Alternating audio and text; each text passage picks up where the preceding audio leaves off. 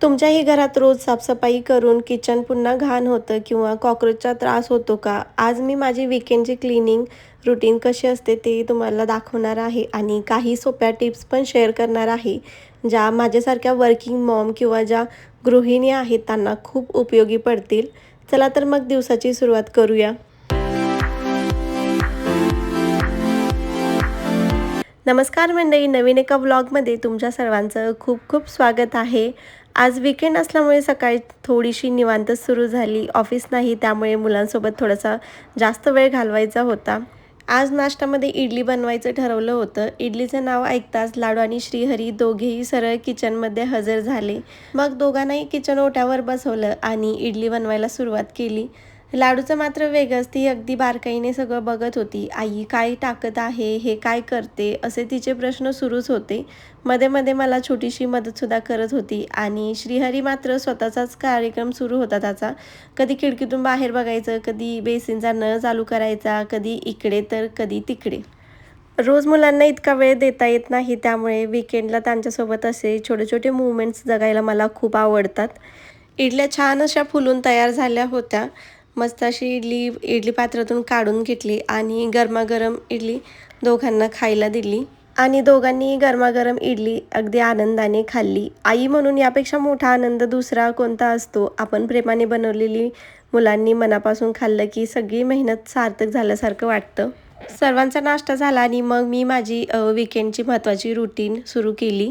Working असल्यामुळे रोज deep cleaning करणं खरंच शक्य होत नाही आणि मला असं वाटतं ज्या गृहिणीसुद्धा आहेत त्यासुद्धा दररोज डीप क्लिनिंग करणं त्यांच्यासाठी पण सोपं नसतं, कारण घरीसुद्धा भरपूर दुसरी कामं असतात. म्हणून मी काय करते, आठवड्यातून एक दिवस किचनची व्यवस्थित क्लिनिंग करते. मोस्टली मी सॅटर्डेलाच करत असते. यामुळे किचन स्वच्छ राहतं, सामान व्यवस्थित राहतं आणि सर्वात महत्त्वाचं म्हणजे कॉकरोच होण्याची शक्यता खूप कमी होते. आज मी माझ्या वीकली किचन क्लिनिंगमधल्या काही टिप्स पण तुमच्यासोबत शेअर करणार आहे, त्याच्यामुळे व्हिडिओ शेवटपर्यंत नक्की बघा. सगळ्यात आधी मी फ्रीज क्लीन करायला घेत असते. फ्रीज साफ करताना अनेकदा एखादी खराब झालेली किंवा एक्सपायर झालेली वस्तू सापडते. त्याचबरोबर कोणत्या भाज्या शिल्लक आहेत आणि कोणत्या संपल्या आहेत हेही आपल्या लक्षात येतं. यामुळे पुढच्या आठवड्यासाठीची जी ग्रोसरी प्लॅनिंग करायला आपल्याला खूप सोपं जातं आणि अनावश्यक सामान आणलं जात नाही.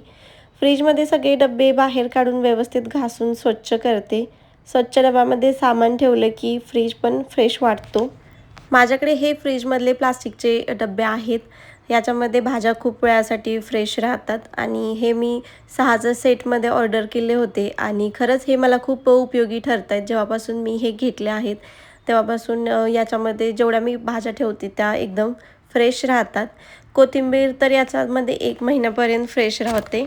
फ्रीज आतून स्वच्छ करून झाल्यावर बाहेरून सुद्धा तो पुसून घेत असते, कारण बराच वेळा आपण स्वयंपाक करत असताना तसाच आपला हात फ्रीजला लागतो आणि तेलकट डाग वगैरे पडतात. माझ्याकडे हा मल्टीपर्पज क्लीनर स्प्रे आहे, तो मी फ्रीजवरती मारत असते आणि कपड्याने पुसून घेत असते. यामुळे फ्रीज लवकर स्वच्छ होतो, जास्त मेहनत करायची गरज पडत नाही आणि कोणत्याही प्रकारचे फ्रीजवरती डाग असतील ते सुद्धा या स्प्रेने लगेच निघून जातात. फ्रीज स्वच्छ करून झाल्यावर अर्धं काम झाल्यासारखं वाटतं. किचन ट्रॉलीच्या खाली छोटासा गॅप असतो आणि त्या गॅपमधून आपण दररोज झाडू मारतो तेव्हाच बराच कचरा आतमध्ये जात असतो आणि खूप बारीक कचरा जमा होत राहतो तिथे. आपल्याला वरून दिसत नाही, पण तिथेच कॉकरोच आणि छोटे किडे होण्याची जास्त शक्यता असते.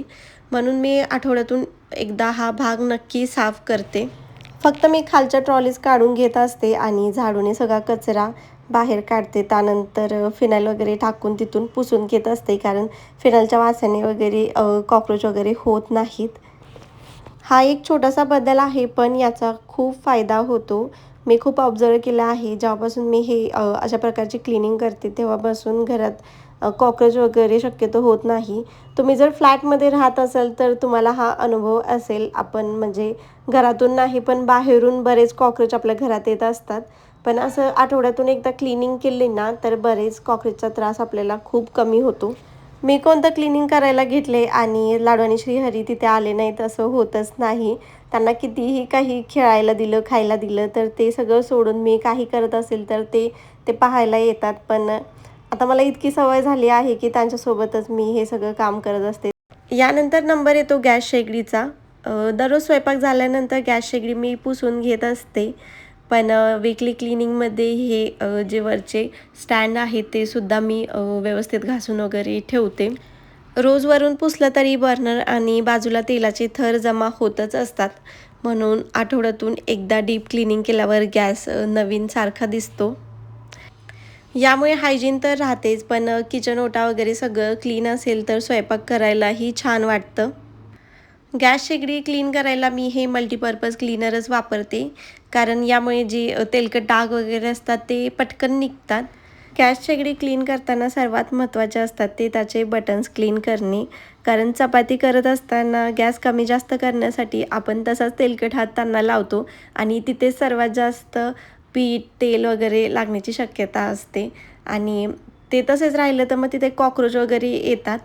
तर आणि मेन म्हणजे गॅस शेगडीचा खालचा भागसुद्धा क्लीन केला पाहिजे. दररोज तसं मी गॅस स्वच्छ करताना तो भाग पुसून घेत असते आणि नंतर आता ही वीकली क्लिनिंगमध्ये तर पूर्ण किचन ओटाच मी धुवून वगैरे काढत असते. तसंच पाठीमागच्या ज्या टाईल्स आहेत त्याच्यावरती पण तेलाचे बरेच डाग उडतात आणि ते सुद्धा मग मी या वीकली क्लिनिंगमध्येच करत असते. तसेच स्वयंपाक वगैरे झाल्यावर बेसिक जी क्लिनिंग असते ती दररोज सगळे करतच असतात, पण आठवड्यातून अशी 1 तास 1 किंवा 2 तास देऊन जर डीप क्लिनिंग केली तर बरेच कामं सोपी होतात आणि घरसुद्धा स्वच्छ ठेवायला आपल्याला मदत होते. मी कितीही बिझी असली तरी आठवड्यातून एकदा तरी ही अशी क्लिनिंग करतेच.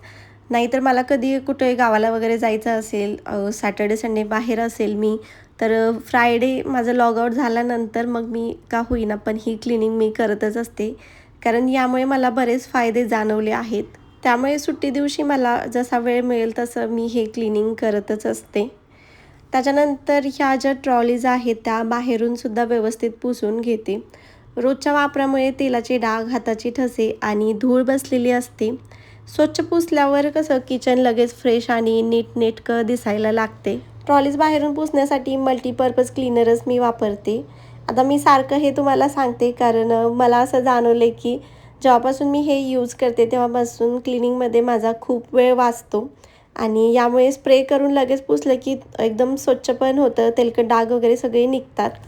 सगळी कामे होईपर्यंत हे फ्रीजमधले धुतलेले डब्बेसुद्धा कोरडे झाले होते आणि ते सुद्धा मग मी व्यवस्थित भरून ठेवले. याच्यामध्ये मी मोड आलेली मटकीसुद्धा ठेवते आणि तीसुद्धा बराच वेळ काळापर्यंत म्हणजे चांगली आणि फ्रेश राहते. मग सगळं सामान पुन्हा व्यवस्थित भरून फ्रीजमध्ये लावलं.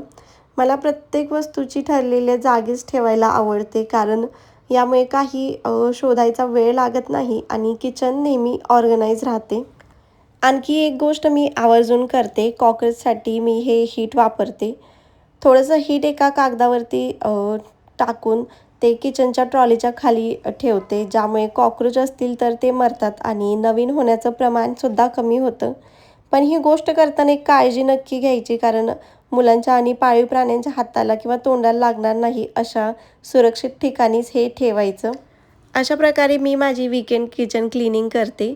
वर्किंग असल्यामुळे रोज सगळं परफेक्ट करणं शक्य नसतं, पण आठवड्यातून 1 दिवस थोडा वेळ काढला तर पुढचा पूर्ण आठवडा खूप सोपा जातो.